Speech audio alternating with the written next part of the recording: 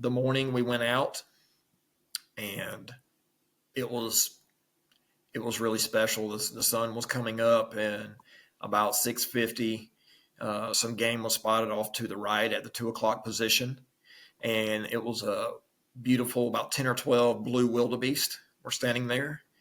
And we just got very quiet, and we started to approach very quietly. And I almost think it was so early in the morning that the animals hadn't gotten weary yet, and it was rather cool. And we got Marshall set up, and I gave him my shoulder to steady his he shoots left-handed, to steady his left arm, to help him steady up some. And this was right at 100 yards. And Kobus and the other guys were giving him instruction on, you could see which one was the herd bull, perfectly broadside. And he got lined up. And hi there, John McAdams here. Welcome to episode 380 of the Big Game Hunting Podcast. Next up in my ongoing Africa hunting mini-series is today's interview with a man named Matt Tyree. Now, as you may recall, my partners in South Africa and I teamed up to give away a plains game hunt in Africa for one deserving military veteran as part of my 5-year podcast anniversary in 2024. Well, Matt is the guy we selected for this hunt. He is an Army veteran of deployments to Iraq and Afghanistan, and he is a longtime podcast listener from Georgia. Well, he literally just got back from his African safari the other day as we record this, and we are going to talk about that hunt together on the show today. So let's get started talking to Matt about his hunt in Africa with us. Well, good morning, Matt. Thank you so much for joining us on the podcast today. Good morning, John. Thank you, sir. Well, it has been a long process here. You and I were just talking before we got on the show. You were our veteran that we selected for this hunt that you just went on, just made it back home from. And I was going through my emails and everything, and that we notified you that you were the guy we selected on June 14th, 2024. So it has been just over a year-long process doing this, longer than birthing a baby. But now it's done. You're home. You had a great hunt. So I'm happy to have you on the show to talk to you about it today. Yes, sir. Hard to believe that it's been a year and it already came. And really, actually, it's been even longer than that from when your wife initially submitted your name for this deal. I think it was in April or May of last year. So it's been even longer than that. And we got a bunch of great veteran submissions. We looked through a lot of them, and yours was the one that Johan and me, and then one other guy that I know that were military veterans that are also podcast listeners, kind of looked through it all. And yours was in that one that we ended up selecting. And I'm glad we picked you. We got along great with everybody, had a great hunt. You took your son over. We'll talk about all of that stuff. Before we do that, though, I have to ask you the question. How'd you find the Big Game Hunting Podcast? So I work at a hospital, and on the way home, it's like a 1-hour ride. And I like to listen to podcasts on the way home as a way to relax. And I do follow one of your friends, the Joseph von Benedict Outdoor, the Backcountry podcast and the Hornady podcast. And I was actually just looking for safari stuff. And there wasn't a lot of other safari ones out there. And I was just searching on the Spotify, and I found yours, the Big Game Hunting Adventures, because it had a lot of safari content. And I tried it, and I found all of those amazing episodes you had with Kevin Robertson, talking about all the safari material. And next thing you know, I was blitzing through all of those on the way home. You also had a lot of good chapters on rifle calibers and cartridges. And I'm a rifle nerd, and I like loading. So very quickly, I got wrapped up in the podcast. And on the way home, I was always looking for an episode. Very, very good. Now, do you recall how long you've been listening to the show when you found me? At least 6 months. Possibly towards a year. Mm-hmm. Yeah. All right. Very good. So, yeah, probably looking at, 2023, something like that, late 2023, before we got connected. Well, good deal. Let's rewind a little bit, actually quite a bit. You are close to my age. Your military service, I think, overlapped quite a bit with mine. Tell us a little bit about your military service and your deployments and that sort of thing. Yes, sir. I was a senior in high school when 9/11 happened, and I think most all of us Americans remember that day. And I just felt an urge to serve. Initially, I went to North Georgia College because they have an ROTC program, and my mother had encouraged me to try to be an officer. Mm-hmm. And just to be quite honest, my grades could have been better. Mm-hmm. And while I was there, I ended up enlisting in the Army National Guard, which a lot of the members there in the ROTC do to try to get school money and stuff. And as soon as I got done with basic training and AIT to be an Army medic, and this was in an infantry battalion, we got word that we were deploying for Iraq. So I was like, well, this is great because I need to, probably take a break from school anyway because my grades weren't that great. So I spent a lot of time at Fort Stewart for the train up, which also I think you did, which was kind of neat. Yep. And we did Iraq, southern Baghdad from May 05 to May 06. So that was about a year-long deployment. And, that was a very active year. They called that OIF 3. We saw a lot of action that year, a lot of casualties. And then May 2009 to March 2010, we went to Afghanistan. And at that time, I had been assigned to the scout platoon and had gotten to do a lot of extra training that was offered, which I really enjoyed. I got the opportunity to go to air assault school. I went through the actual 11 Bravo infantry course. I went to the Army Marksmanship Unit at Fort Benning and did the squad designated marksman course and the close quarters marksman's course, which I just totally loved because I've always loved shooting and you're getting top level instruction. So we did a lot of good training, and then we did that Afghanistan deployment. And 2010 is when I separated from the service and started back civilian life, working in the medical field. Where in Afghanistan were you? Eastern Afghanistan. So the first part of the deployment, we were near the town of Gardez, which is known as FOB Lightning, Forward Operating Base Lightning. And then after about 6 or 7 months, we went to a small combat outpost, Kop Herrera, which was about 10 kilometers from Pakistan.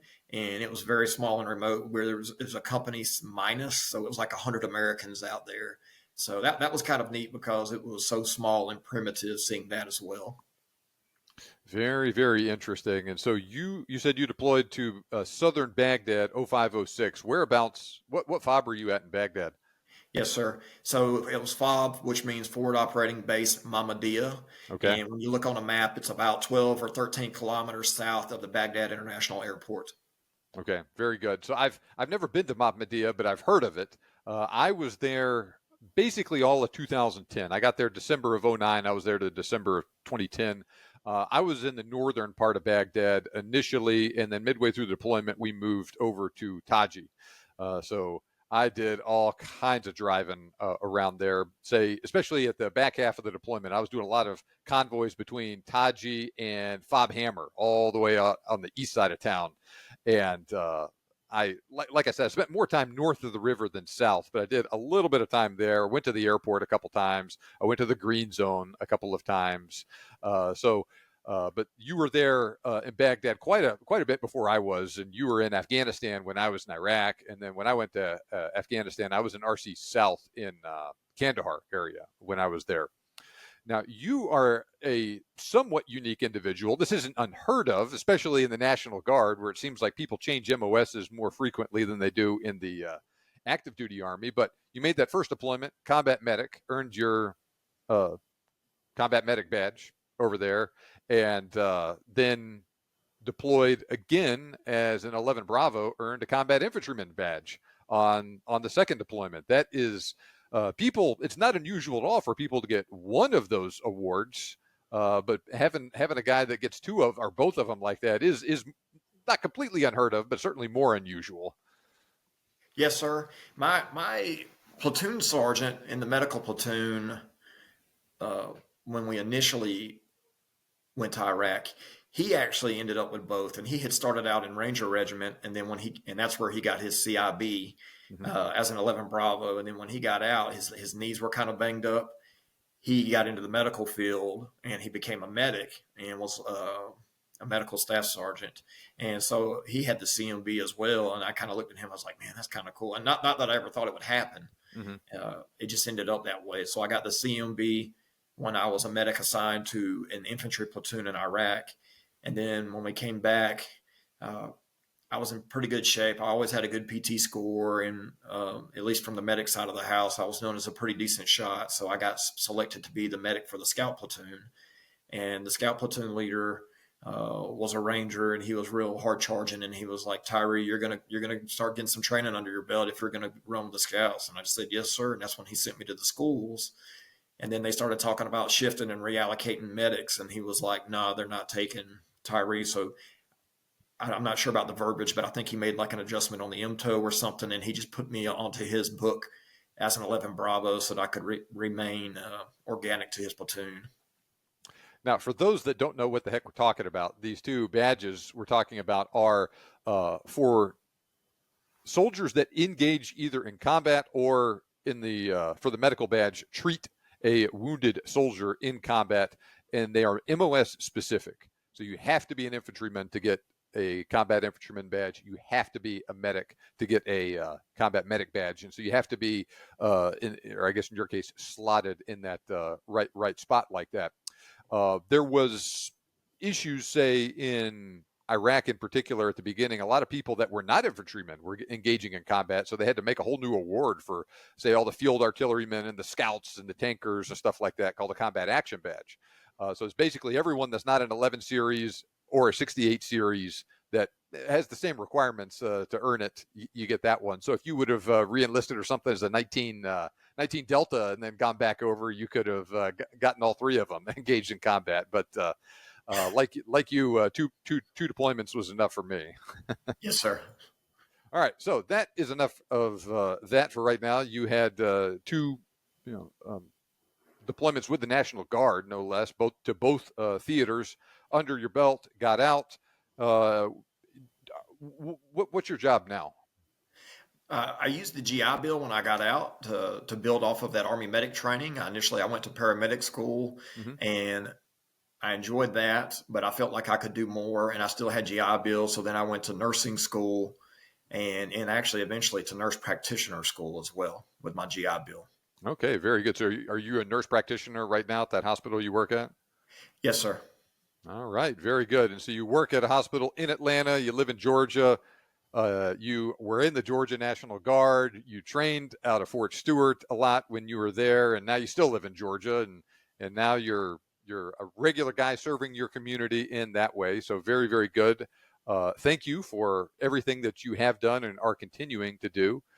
So for all of those reasons kind of put together, we just talked about, you were ultimately the guy that we selected, notified you in June of 2024 for this hunt, and you spent basically the last year getting ready. And you went over the last week of June 2025, brought your son, Marshall, with you, who is 11. That's correct, right?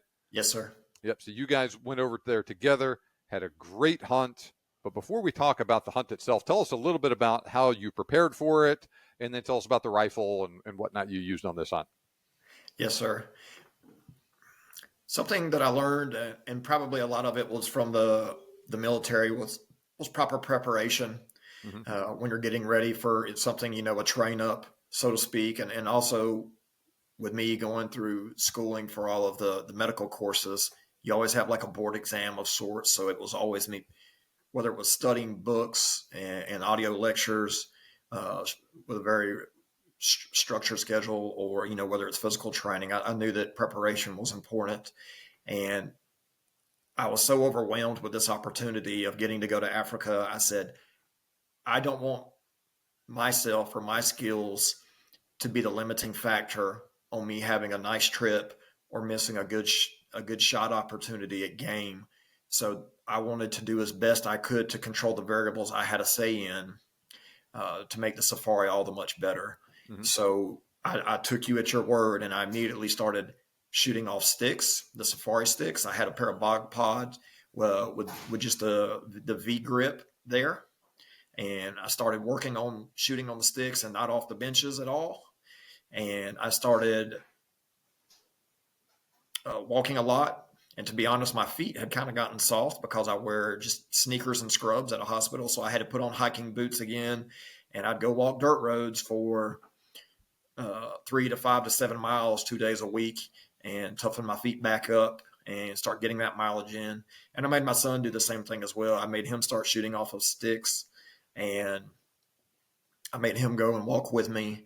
So I wanted to shooting off sticks. For those that haven't tried it, it can be a challenge. It's not as steady as what us Americans are used to when you're sitting in a deer stand and you're all propped up or you're in the blind. It's certainly a challenge. And then you have also, you might have just walked a couple kilometers and your heart's up and you're excited because there's game. So now it's almost like a stress shoot. So it's something that needs to be practiced. Mm-hmm. And it's one of these things. It's not extremely difficult to do after you practice it for a little while, but there is a learning curve involved in it. And you don't want your first time to be doing that when you're shooting at an animal in Africa. Yes, sir. I agree with that. And I did gain proficiency as I went on, and as did my son. And and I watched some videos on YouTube to see some of the different techniques of shooting off sticks, and I tried some of them, and figured out which one worked for me. And yeah, I did. I gained proficiency in it. Certainly, it's something that you can figure out. All right. Well, good deal. Tell us about the rifle that you ended up taking on this hunt. Yes, sir. I kind of follow the adage of beware of the man with one rifle, for he probably knows how to use it. So I have one good hunting rifle that I use for everything. And living in North America, for me, I like the 300 Win Mag. It's a Remington 700 Sendero. It's a nice rifle. It's got the stainless fluted barrel. It comes factory with the HS Precision stock. I did put a Trigger Tech trigger in it, so it's very crisp. It's between 2.5 and 3 pounds. I got tally mounts, which I'm a big fan of. And then I got a Vortex Viper 6x24 optic is what I've gotten used to. Mm-hmm. All right. Very, very good. So you have one rifle that you do the preponderance of your hunting with, and you got it set up exactly the way you want it to, and you're proficient with it. And then you did some additional preparation shooting off of sticks with this rifle, which even though you're familiar with the rifle itself, you're not familiar initially with shooting with sticks, but you got that way. Tell us about the ammo you used on this hunt. Yes, sir. So I like to hand load. I know there are good factory options out there, but part of it is I just enjoy it.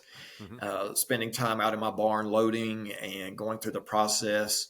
And you have the opportunity to fine tune the ammunition to your rifle, and you can find a sweet spot. And you had given me some advice on bullet construction and telling me how tough the game was. And all the game over there is much bigger than a white-tailed deer. So I did some testing that went really well with the Nosler AccuBond and the Swift Sirocco. And I ended up using the 180 grain Swift Sirocco. And I didn't go real hot with them. I just pushed them per the book standard, which with the Garmin Zero Chrono was between 30-25 and 30-50 feet per second. And it groups always sub MOA, sometimes 3/4 MOA. So I felt very confident with that. Okay, very good. That's a good combination. Either one of those bullets would have worked great for you, and we'll talk more about how the Swifts worked later. But they were a good choice for this hunt, and you had a nice load that shot accurately. Everything looking good so far. So this was an 8-day, or I guess 8-day, 7-night trip. Came over with your son. Hunting bread and butter plains game species, blue wildebeest, impala, etc. So nothing tremendously big. You weren't hunting buffalo. You weren't planning on hunting kudu on this hunt or any of that stuff, but you had a good setup for it. And all those animals you were going after were ones that there were a lot of in this area too. And like you said, I mean, a wildebeest and a zebra in particular, man, they're quite a bit bigger than a white-tailed deer. Oh, yes, sir. So we'll talk more about how that stuff went in a second. So I guess let's skip the travel aspects of your hunt for right now. We'll talk about that at the end. But tell us the story of your hunt in very general terms, and then we'll dive into a couple of details after you give us an outline of what happened when you were actually in Africa. Okay. So you want me to start like when I arrived at the airport, or when we actually got to the lodge? Let's go with the lodge. Okay. So we were riding in a real nice Toyota Hilux with Johan, one of the PHs, and I had immediately gotten along great with Johan. He's a military veteran. He had spent some time in Iraq. Just like how you had, when we all met at the Dallas Safari Club, I felt like we initially clicked. Anytime veterans, we've all spent some time in the same dirt. It's very fun, and quickly you come to an understanding of one another. So we really enjoyed riding with Johan. We were just asking him questions about South Africa, and he was educating us on the way. Riding down the dirt roads for like 30 or 40 miles, that was, to me, I enjoyed it. It just shows you how far out in the bush you are and how remote the area is. And I just loved it, being away from the city and the traffic. You pull up to the lodge and everything has traditional thatched roofs. It's just like you had envisioned, or at least how I had envisioned growing up, reading books and magazines. The grass is beautifully well kept. The camp just looks like a beautiful traditional safari camp. You pull up and the staff come out and greet you, and they just start pulling your bags out of the truck, helping you unload, and just all of a sudden you feel like you're there, and it's just a moment of excitement. You're trying to take it all in. And so how did the hunt start out once you got there? What was I assume you probably went to the range Yes, sir. And then, yeah. We arrived around lunchtime, and I think we were very excited to get into the bush. So we went and checked rifles, and that was fine. I actually shot one round, and it went really well. It went like right on the bullseye. So, I put my rifle back on the gun rack, and we got ready, and we started riding out.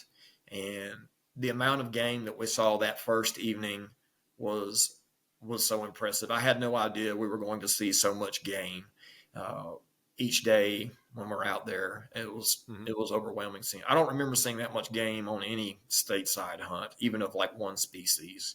And would you like for me to talk about the first animal that we actually hunted on? Yeah, sure. Sure. Okay. So the first animal that we came on was, they told me we were going to target a mature female sable that was ready to be taken from the herd, that was no longer mothering and was ready to be taken. So once we spotted them from the Land Cruiser, we backed up and made sure we had the wind in our favor, and we got out. And this was just like I had been reading about for years, watching Philemon, who was the senior tracker. You're talking about a guy who has been tracking for over 30 years and has a lot of experience with Johan and Kobus. They can just look at each other and read their body language, and they know what they're doing. And you're just following them very quietly, getting the wind in our favor, moving from bush to bush. We put on a classic stalk up to the sable. At some point, they started to move at a trot, and the sticks were set up. And I saw the hand motion for me to come get on the sticks, and I got on the sticks. And as they cleared some brush where we thought they were coming, he had already pointed me in the right direction. I got on the sticks, and the sable came out around 80 to 100 yards.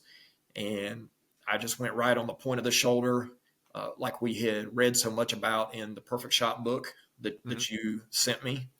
And I pressed the trigger, and it went great. It hit him right in the shoulder, and the sable ran about 70 yards and piled up. And before I knew it, my first animal was on the ground right there. There you go, man. Great first. And so you did that first afternoon, right? That was the first afternoon. We checked rifles at lunchtime, and we rode right out. And, before the sun had set the first day, we had a sable down, and I just couldn't believe it. That first animal, we spent a lot of time there just enjoying and appreciating the game animal, rubbing the fur, just feeling of the horns, and really just soaking it all in. And Johan and Kobus, they understood, and they let us just take some time and enjoy that first moment. It was really great. So this is something you've dreamed about for years at this point, and now it's finally happened. You're on the ground there, and like you got that first animal under your belt. You're off to a good start on this hunt. So what? Tell us, just like I said, just hit the highlights of the rest of the hunt now. Yes, sir. So that was day one. And the bullet was full penetration.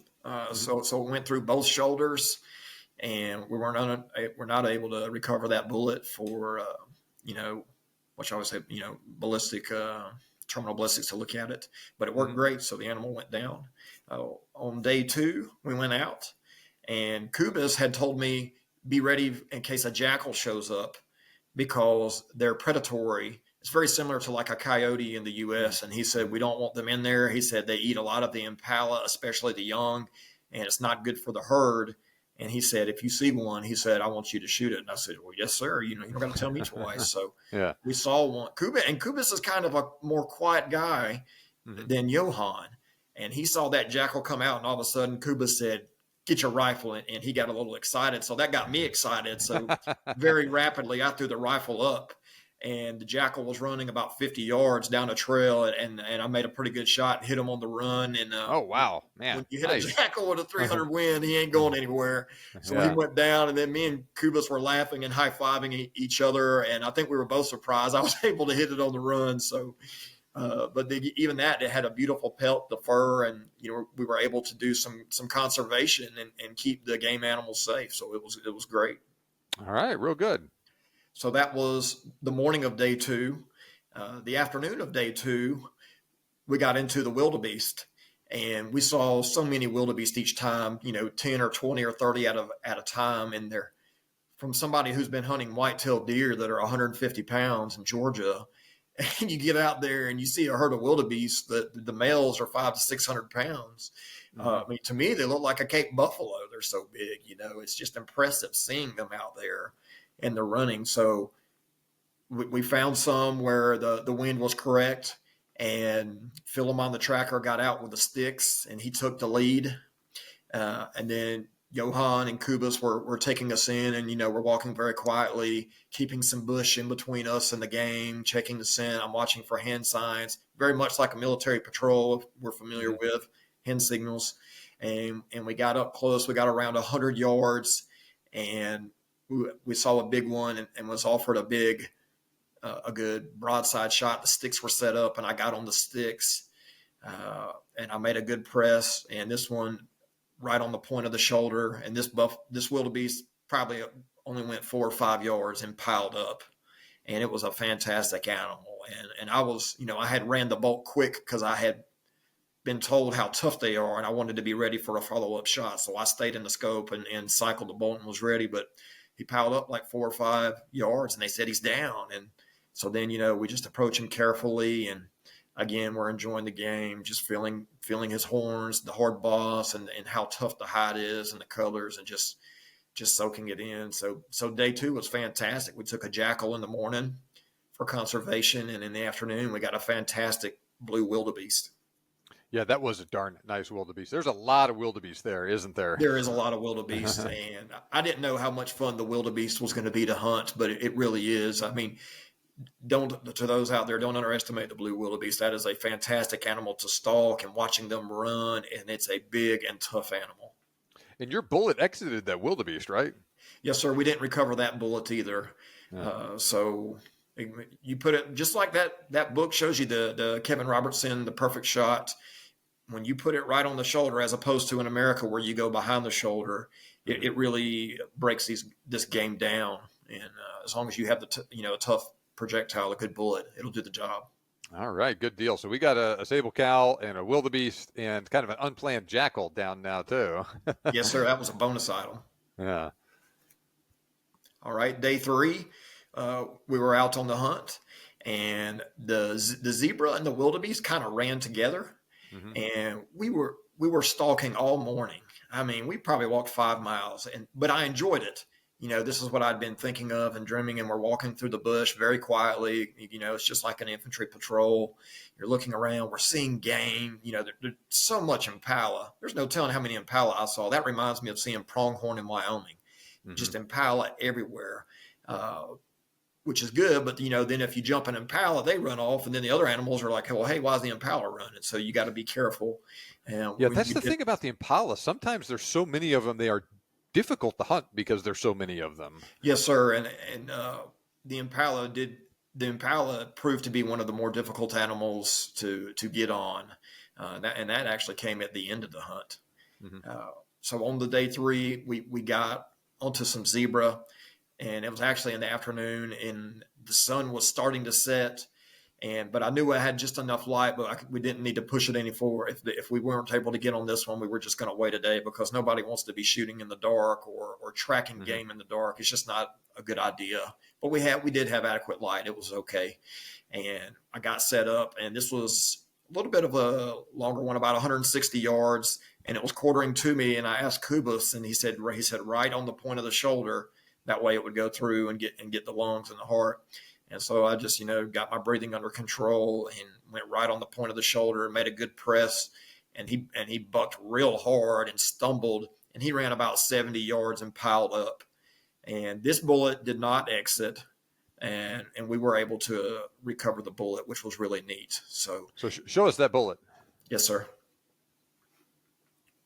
So this is the view from the base, and that's 180 grain Swift Sirocco.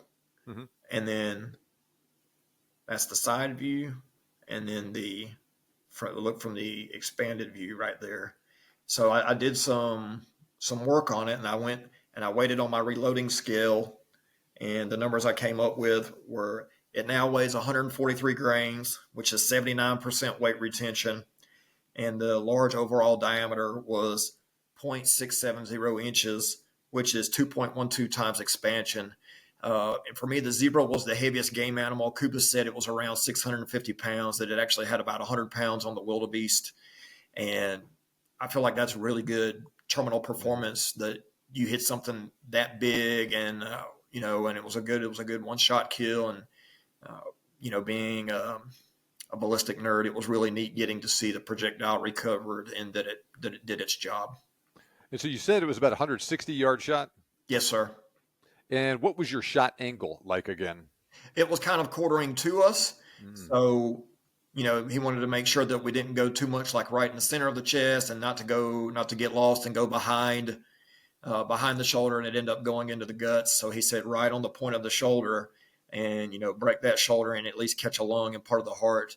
And we also went a step further. Whenever we would speak with the skinners, we'd ask them to kind of perform autopsy for us, and they would actually save some of the organs and let us examine them so we could see how we were hitting. And that was really neat to see as well.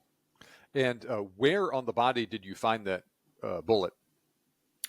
On the cross side. So it went in on the animal's left points of shoulder, and found it on the right side beneath the hide. Not quite palpable, but almost there, behind the offside, a little bit behind the shoulder. So it had went, oblique wise through the animal and had taken out the boiler room. It did a good job. Very good. And that, for those that aren't watching this on YouTube, if you're just listening to it on audio, that bullet is pretty mangled, but it also held together really well, which near 80% weight retention like that for a shot on the point of the shoulder like that on a zebra, which is a darn big animal. That's darn good performance out of a bullet like that. And the proof is also in the pudding like that too, how it wasn't a super long tracking job either. Yes, sir. That zebra was incredibly tough. Just sitting there admiring them, and when you put your hands on them, you can feel how dense the muscle is. It's every bit as tough as the wildebeest, but this one, had 50 or 100 pounds on them. So it's just very thick, very dense muscle tissue, the bones. And I had a friend when I was a boy. His name was Ren, that had shot a zebra, and he had a zebra rug, and the zebra was just on my list. I had kind of always dreamed of getting to shoot a zebra and have a zebra rug, and you guys made that come true. And I'm so grateful. That was such a bucket list moment, getting to hunt zebra and put my hands on one. That was just fantastic. They are a cool animal. I'm glad we were able to help make that dream come true for you.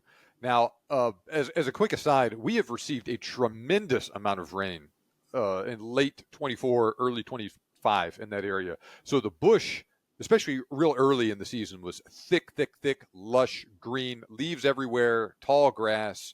So the animals are in fantastic condition, even now into June and July like that.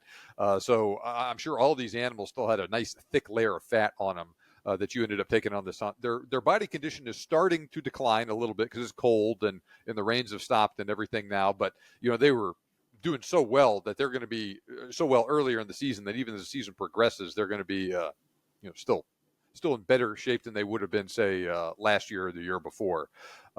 So this big, thick, healthy animals is what you ended up taking here, and that was that was a big zebra. I'm glad that worked out well for you. So Yes, please sir. continue. So the next day was day 4, and we were starting to look for the Impala and the Blesbok, and this was completely different in my mind. I thought that the big stuff was going to be harder to get on, but it's the opposite. It's the smaller ones are incredibly hard to get on. The Impala and Blesbok and Warthog were incredibly challenging to hunt. But day 4, we really got after some Blesbok, and we had been seeing some. We were, we get out and we walk in the bush for a couple miles. Something happens with the wind, you did the best you can, or you try to. One time I'd actually gotten on the sticks, and it was 100 yards. And as soon as I looked through the scope, there was like a Y-shaped branch perfectly across the animal's shoulder and behind his lung. And, the tracker, he couldn't see that with his naked eye. It wasn't his fault. He was just trying to get me on there. And I was like, and this is where I had to kind of take a moment of, you want to shoot the animal, but hang on, let's do it the right way. And I had to come off the sticks and tell him, I said, it's not there. Or the animal left first, and then I came off the sticks and I said, sorry guys, there was a Y-shaped branch, and I didn't want to foul it up. Mm-hmm. And that's hard to do. It's hard to come off the sticks when you want to shoot something, but I truly feel like that was the right decision.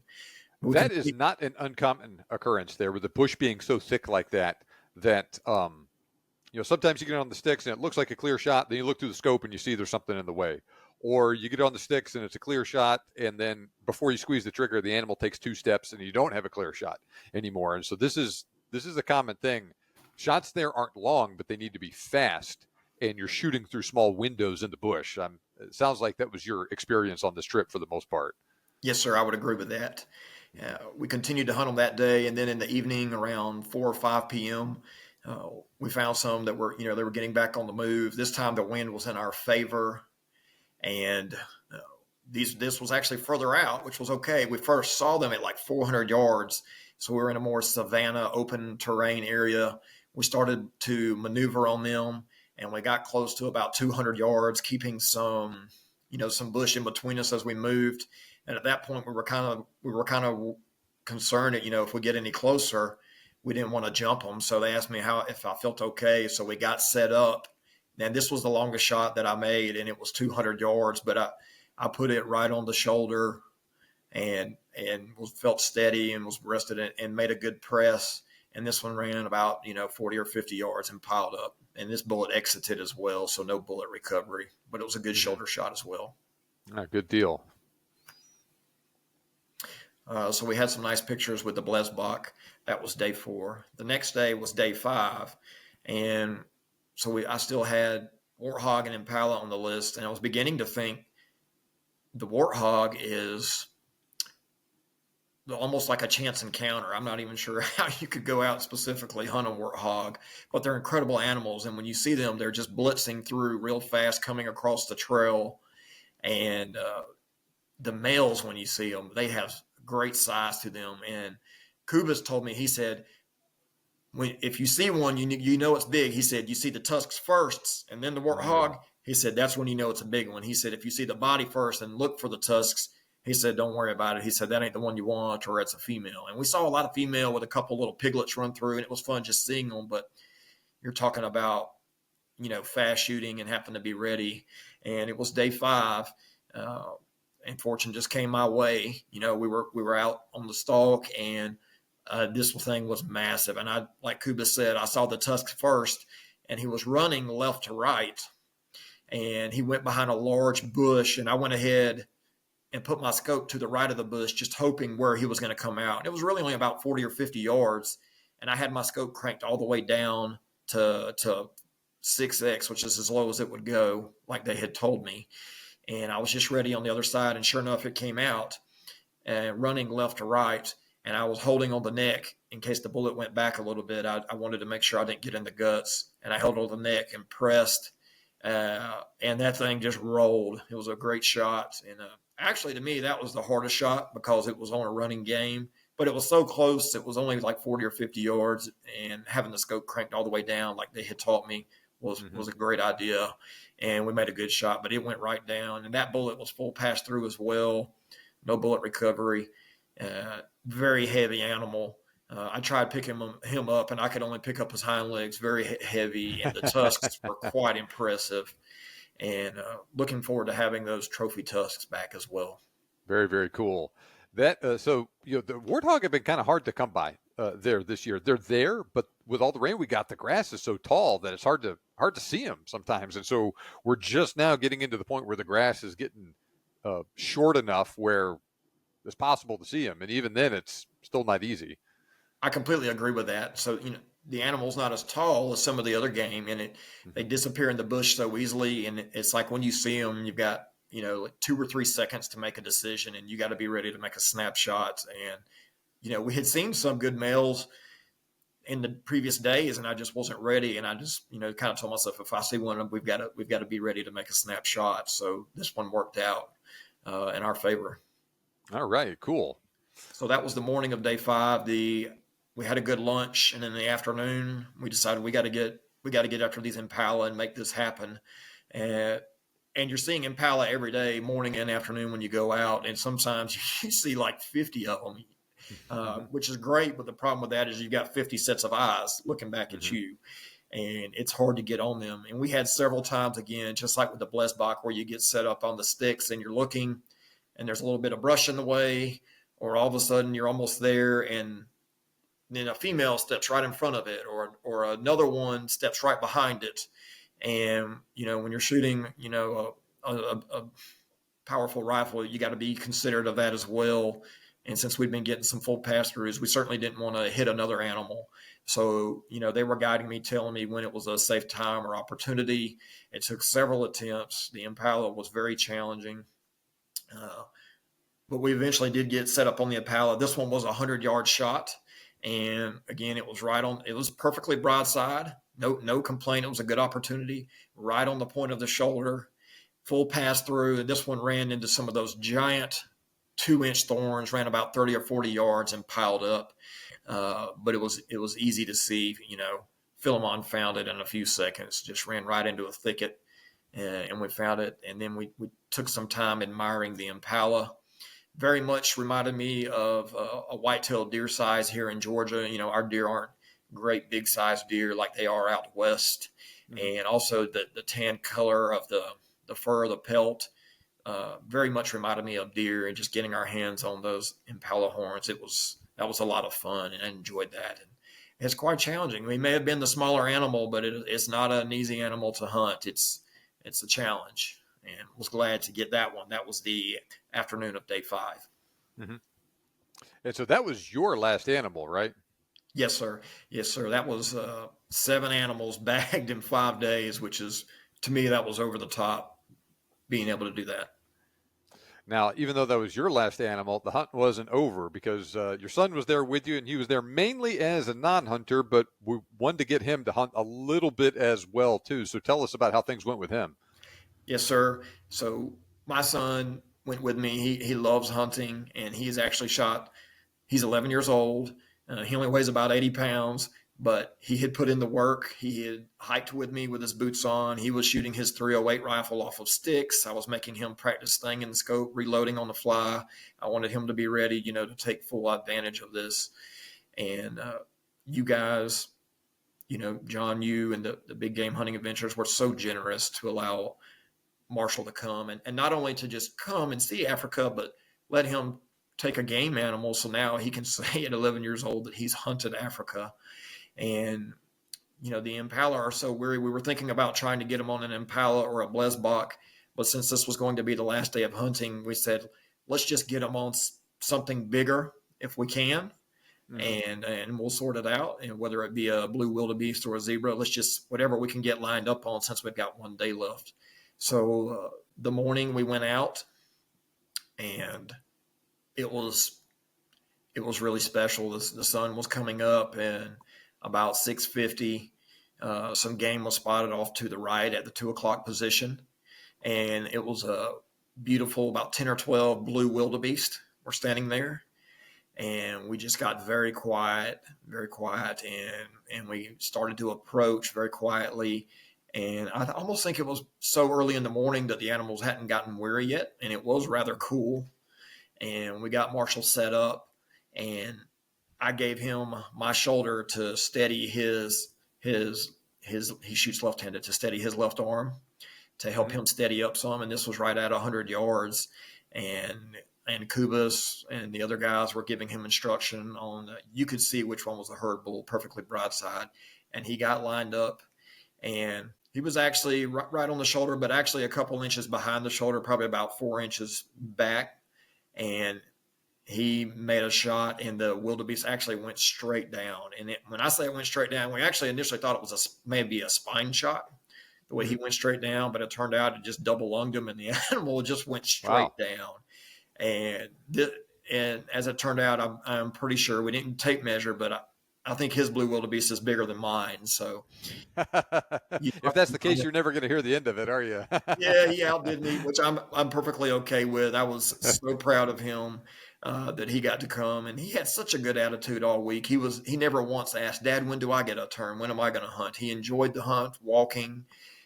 He appreciated everything with me. He had such a good attitude. He would help clean the table. I was so proud of him this week, and he had such a good attitude, and he got his opportunity at the end, and everybody was pulling for him. Philemon and Kobus and Johan, everybody was pulling for him, and they all helped him. And then it was fun watching him pull on the animal and help the guys, loading them into the truck. And you realize how heavy these animals are when when the loading process starts, and pulling a 500 or 600 pound animal is a lot harder than pulling a 150-pound deer into a truck. That I can assure you. Well, so what was the highlight of your hunt? Probably either the zebra or the wildebeest, because those are such big animals, and it's just so different from anything I had ever done. Just hunting deer in Georgia, where you're shooting 150-pound animals.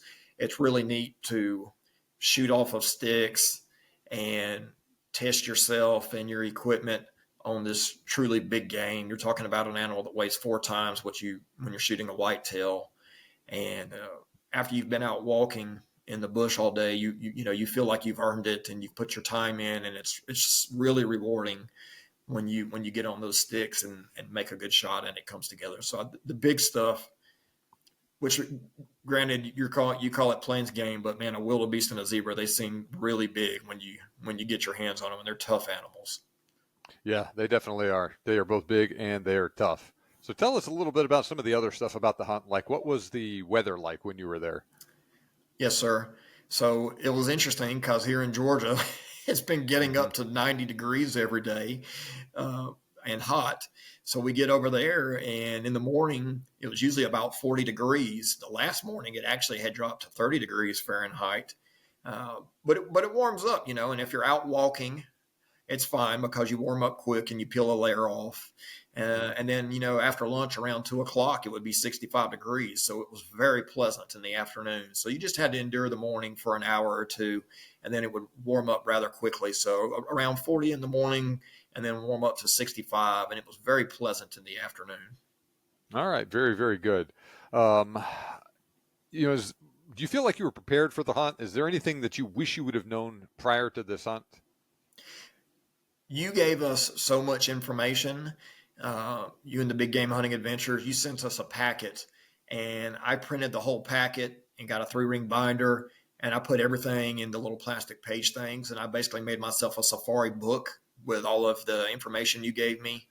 And I took your advice, and my wife had gotten me one of these as a stocking stuffer. There you go. Perfect Shot mini edition. Yes, sir. And I actually kept this by my nightstand, and I would review it several nights a week as I'm getting ready to fall asleep, just retraining my brain from the whitetail shoot behind the shoulder to go on the point of the shoulder, and learning. Also, there's some information about each game animal, and just putting in some time learning. So you actually have played a great part in the preparation, telling me what to do. So the point of aim, shooting off the sticks, make sure that you've been walking. So I felt really well prepared going into it.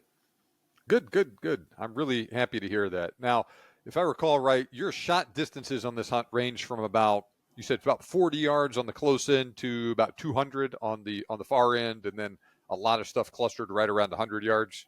Yes, sir, that's correct. Mm-hmm. Yeah, so not super long distances that you're shooting, but like we talked about, stuff that's short to medium range that you often have to make kind of a fast shot on. Yes, sir. And to add on that, I did like Johan and Kobus told me. I kept my scope cranked all the way down, Mm-hmm. which helped me to get on that warthog. I had it at the lowest power, which was 6x, and really the only all the other game I shot at like 8x or 10x. 100 the 100-yard shots and the 150. The only time I cranked it up a little more than that was when I had that Blesbach at 200. And you're just looking to make sure there's not a branch or something in the way, and the Blesbach's about a whitetail size, so that was really the only time I cranked the scope up. But the majority of the shooting was 8x, 10x, and it allows you to stay in the scope during recoil and get back on target in case a follow up is needed. All right, very, very good. So what are you thinking about doing for taxidermy? On the taxidermy, the all of the animals that have horns, we're going to do European mounts, Mm-hmm. and I'm going to keep the sable pelt because that fur was so beautiful, and that was actually also a surprise. I didn't know that you guys were going to add a sable to the bag, so and really price wise, it's very economical to get a flat hide or a pelt done over there. It's a great way to enjoy and appreciate the animal. Mm-hmm. So all of the big game with horns are going to be on European mount. We're keeping the saber pelt, a blue wildebeest pelt, and obviously the zebra pelt because I always wanted the zebra rug. Now, I was And hoping you were going to say you're going to get a zebra oh rug. yes, sir. And I really want to encourage others. I really feel like compared to American taxidermy, you're getting a lot of bang for your buck. If you want to get a flat hide, it's really going to be a special trophy. And Mm-hmm. for Marshall, since this was his first one, we actually opted to get him for a full shoulder mount for his wildebeest, and he's so excited he wants that in his bedroom. That is super cool. Good for him. Yes, Yeah. sir. So we received a number of donations from listeners that wanted to contribute to the hunt in one way or another. One of our hunters that was over, I think, right before you, was like, "Hey, I'll just pay the trophy fee for this guy to shoot the sable cow. That's great if he ends up getting on it." So thank you to everybody that made a contribution to this one way or another, small or large. Thank you very much. It was very generous of you. We put together a good hunt for him, and then with the assistance of those that donated as well, it was just some more icing on the cake with some of this other stuff that was kind of unplanned for. So that was great. I'm glad that you had an awesome time. I'm really happy for Marshall too. That was also kind of an unexpected bonus. When we put that together, we were going to have you bring a non-hunter over, and we were kind of envisioning, oh, he's probably going to bring his wife or something like that. But he's like, yeah, I want to bring my son. I was like, all right, well, that works too. That's also awesome. And so I'm glad you guys got to have that a really cool bonding experience together. Has he shot a deer or anything like that in the United States yet? Yes, sir. And initially, of course I did want to bring my wife. Uh, Mm-hmm. the problem was just finding childcare to line up for our other three kids for 8 or 10 days, and the children have activities during the summer, so that was going to be difficult to do. And she actually was her idea. She said, Marshall loves hunting. Why don't you? I'll just stay with the children, and you take Marshall. So that was. Her idea, and she was good hearted enough to do that. And so Marshall did. He shot his first deer at I think age 7, and we made him do it the same way I did. He shot it with iron sights, and he's been hunting ever since. Last year, he shot a lot of deer for our family, and we donated several to Hunters for the Hungry. So he has shot several deer. He did a Georgia dove shoot, and he did shoot a hog at one time. So he's learning and getting some game under his belt as well. And now he's got a wildebeest too. So good for you and good for him. Yes, sir. So what does the future hold for you? The future, I'm still just taking all this in.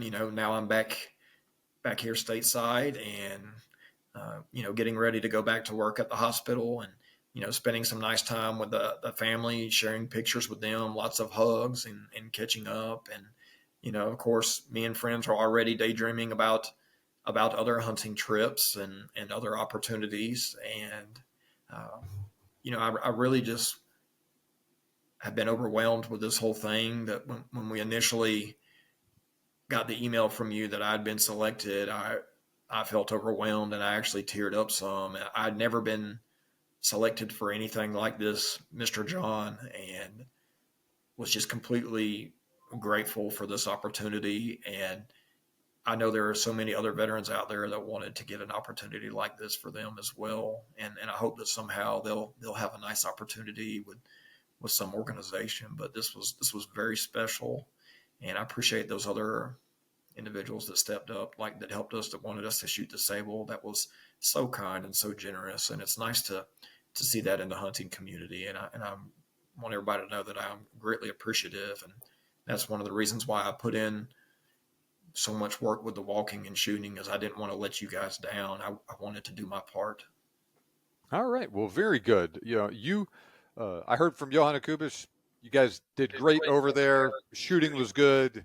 Good attitude. Good to get along with for both of you guys. And so I'm glad that a good time was had by all on this trip. And it seemed like it almost could not have gone any better. So I'm really glad to hear that.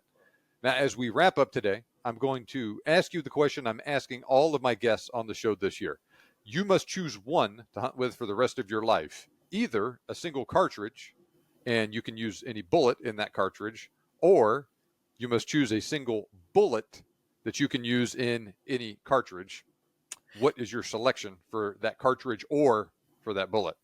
This is fun because I've heard you asking the other, guests on your show, and it has my wheels turning. And I am a great fan of my 300 Win Mag, but that kind of limits you on the really big stuff in Africa. Mm-hmm. If you're going to get into the really big stuff, you've got to have something bigger. In North America, the 300 is perfect. And I like the bonded bullets. I like the AccuBond and the Sirocco, but not quite sure some of that stuff's going to be big enough for that. So I think a good rifle, if you pick the Barnes, the TSX or the TTSX, you can size it down, for deer hunting. And then you can size it all the way up to the big stuff, the 375s, 416s, and bigger than that. So the Barnes bullets, they have a tremendous following, the solid copper, and they mushroom reliably on expansion. They hit really hard. So if I had to pick one projectile for the rest of my time, I think that would be a pretty good option. You could kill a wide variety of game with it reliably. I think that is an excellent choice, and I like the way you're thinking with it. Some people, go towards the cartridge, and there's nothing wrong with that. But the idea of using a TTSX or TSX, say you can go all the way down to 22 caliber, all the way up to 5.77 caliber, and almost anything in between. And that's a good way of looking at it. I think that's an excellent choice. So, Matt, thank you so much for joining me on the show today. I'm glad you had a wonderful hunt in Africa. It was our pleasure to put that together for you. So, have a wonderful day. Thank you, sir. Okay, I hope you enjoyed that interview as much as I did. It was an absolute pleasure to help put this hunt together for Matt. And as you saw and heard, Matt is a great guy. He has worked hard for his country and for his community. He also did his best to make the most out of that opportunity afforded to him, and he soaked up every minute of the experience. I was also really happy to hear that his son Marshall had a great hunt as well. Now, my partners Johan, Kobus, and I put this hunt together last year, and I was pleasantly surprised to hear from listeners who wanted to contribute after we announced this trip. A lot of people made donations, and like we mentioned, Marshall's wildebeest and the sable cow were both unexpected bonuses from the generosity of listeners. So thank you very much to everyone who made a contribution. Matt, Marshall, and I sincerely appreciate it. I truly do have an amazing group of people who listen to this show.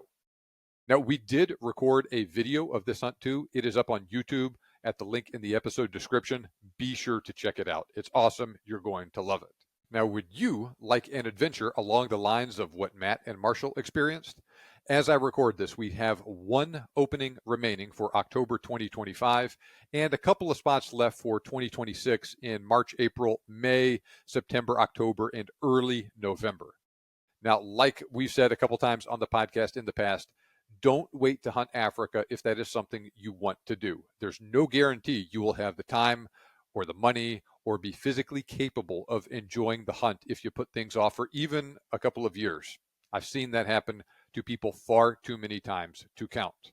Now, if you book with us, you will be hunting with Kobus, Christian, and or Johan, either at our place in the Free State, where there is excellent hunting for grassland species like black wildebeest, zebra, blessbok, and springbok. There's other stuff there like kudu, impala, and warthog. Or you could hunt in Limpopo province at the exact same place Matt hunted on his safari he just got back from. And in addition to the bread and butter species that he mainly pursued, like zebra, blue wildebeest, and impala, there is also fantastic hunting there for game like kudu, sable, buffalo, waterbuck, inyala, stuff like that. And regardless of where you hunt, I will be available to you to help answer questions, sort out logistics, and just make sure you are fully prepared and that your mind is at ease for your upcoming safari. Email me, John at thebiggamehuntingblog.com, or visit bestsafarihunt.com to learn a little bit more about the hunts we offer. Make sure to tell me that you are a podcast listener when you contact me, and I will give you a special bonus. Remember, you can make your dream hunt turn into a reality, and we can help. Thanks for listening. I'll see you back here next time on the Big Game Hunting Podcast.